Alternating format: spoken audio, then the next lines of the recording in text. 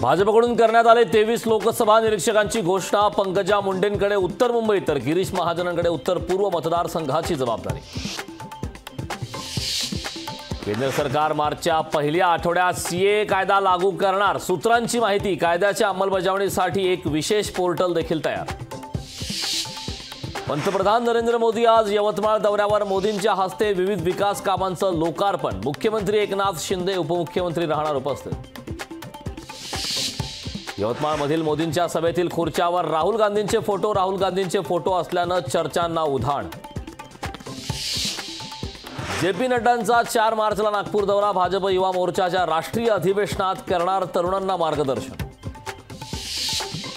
मध्य धोरण गैरव्यवहार प्रकरणी अरविंद केजरीवालांना ईडीचे 8वे समन्स। 4 मार्चला चौकशीसाठी हजर राहण्याचे आदेश। लोकसभा निवडणुकीच्या जागा वाटपासंदर्भात अजित पवार आणि एकनाथ शिंदेंमध्ये रात्री उशिरा चर्चा। काही जागांच्या तिढ्यांवर चर्चा झाल्याची माहिती। अर्थसंकल्पीय अधिवेशनाचा आज 3रा दिवस। अधिवेशनात अर्थसंकल्पावर विस्तारित चर्चा होऊन विरोधक त्यांचे आक्षेप नोंदवणार।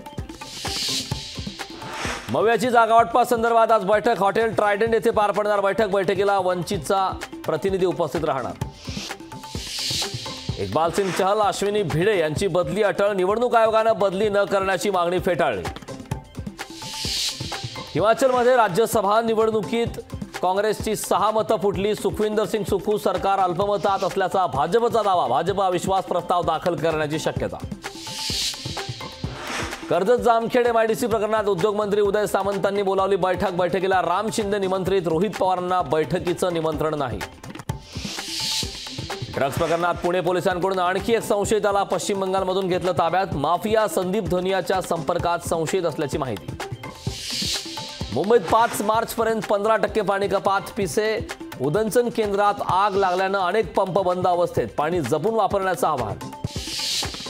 अवकाळीचा पश्चिम विदर्भाला मोठा तडाखा। 823 गावातील 33,000 हेक्टरवरील पिकांचं नुकसान।